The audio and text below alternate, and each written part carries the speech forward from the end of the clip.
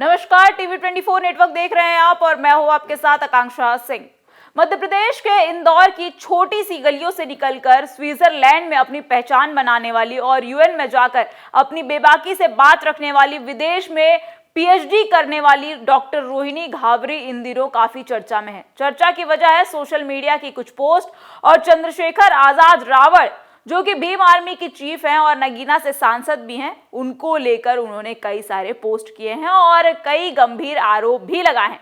आखिर क्या है पूरा मामला, और कई सारे सवाल अब सोशल मीडिया पर खड़े होने लगे हैं, जिनमें कुछ लोग पक्ष में देखने को मिल रहे हैं तो कुछ लोग विपक्ष में भी देखने को मिल रहे हैं। आपको बता दें कि चंद्रशेखर आजाद रावड़ इन दिनों सोशल मीडिया पर भयंकर चर्चा में घिरे हुए हैं। दरअसल डॉक्टर रोहिणी घावरी ने चंद्रशेखर आजाद रावड़ पर महिला उत्पीड़न, प्रेम जाल में फंसाकर फरेब का आरोप और मानसिक इमोशनल अत्याचार का आरोप पिछले कुछ दिनों से लगातार लगाती आ रही हैं। रोहिणी लगातार चंद्रशेखर आजाद रावड़ के खिलाफ मोर्चा खोले हुए हैं।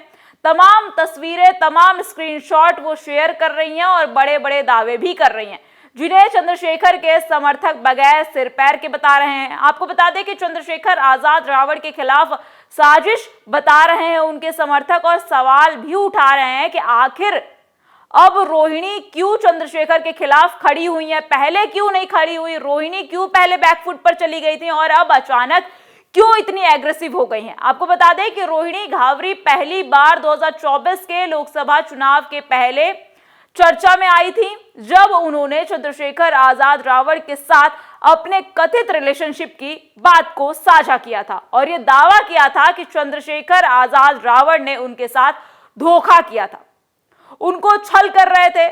उसकी कुछ दिनों बाद ही रोहिणी ने चंद्रशेखर को माफ करने का भी दावा किया था और उन्होंने चुनाव यानी कि लोकसभा चुनाव में कामयाबी मिलने की शुभेच्छा भी दी थी चंद्रशेखर को। लेकिन अब फिर रोहिणी आखिर क्यों खुलकर चंद्रशेखर के खिलाफ इतने संगीन आरोप की झड़ियां लगा रही हैं, ये सवाल काफी बड़ा है। दरअसल रोहिणी ने एक टीवी चैनल को इंटरव्यू देते हुए कहा कि मैं चाहती थी कि सोशली इसकी थिंकिंग हो, लेकिन अब समझ में आ रहा है कि देश का कानून क्या रोल प्ले करता है। आप समिति को अपनी बात एक्सप्लेन कर ही नहीं सकते हैं।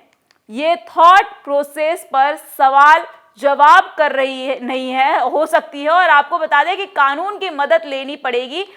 आपने बात को रखने के लिए तो कानून की मदद लेने की वजह से ही मैं इस बात को हाईलाइट कर रही हूं, और मैं कोर्ट में भी जाऊंगी, क्लैरिटी मिले कि कौन सही है और कौन गलत है, क्या चीज हुई थी। अगर मैं डिप्रेशन में गई थी, उस वक्त इस हालात में पहुंच चुकी थी कि 2 बार सुसाइड अटेम्प्ट करने की भी नौबत आ गई थी, मैंने कोशिश भी की थी। आपको बता दें कि रोहिणी यहीं पर नहीं रुकी, तो उन्होंने आगे ये भी कहा कि चंद्रशेखर ने सिर्फ उन्हीं के साथ ऐसा नहीं किया है, बल्कि और लड़कियों के साथ भी चंद्रशेखर ने शोषण किया है, और वह सोशल मीडिया पर लगातार कई सारे स्क्रीनशॉट शेयर कर रही हैं और उसमें ये दावा करती नजर आ रही हैं।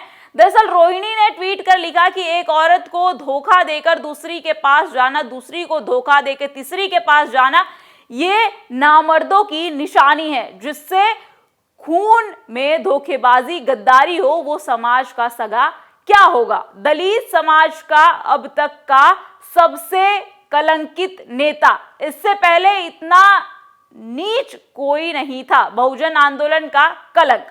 इतना ही नहीं तो रोहिणी लगातार टीवी चैनल्स पर इंटरव्यू भी दे रही हैं चंद्रशेखर के खिलाफ, और सोशल मीडिया पर भी लगातार पोस्ट कर रही हैं। हाल ही में रोहिणी ने एक और पोस्ट लिखा था, जिसमें उन्होंने लिखा कि ये लड़ाई मेरे आत्मसम्मान की है। जिस दिन ये प्रूफ हो जाएगा कि मैंने बीजेपी या अन्य पार्टी से पैसे लेकर ये सब किया है, तो पूरा समाज मेरा बहिष्कार कर देना। मैं अपना मुंह नहीं दिखाऊंगी कभी भी सबको।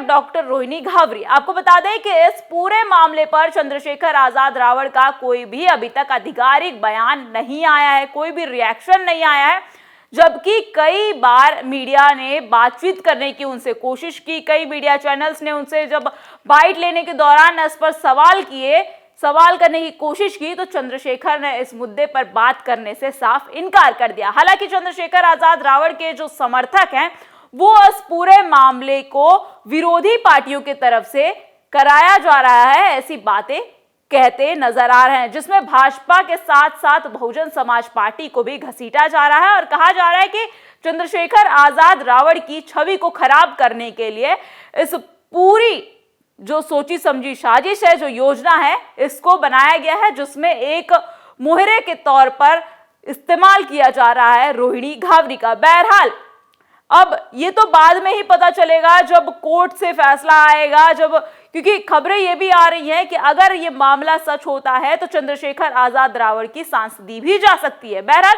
अब देखने वाली बात ये होगी कि कौन सच है कौन झूठ है, क्या किसी विपक्ष की तरफ से रोहिणी घावरी पर प्रेशर बनाया जा रहा है और इस तरह की बातें कहवाई जा रही है, इस तरह से चंद्रशेखर आजाद रावण की जो छवि है उसको धूमिल करने की कोशिश की जा रही है, या फिर सच्चाई कुछ और ही है।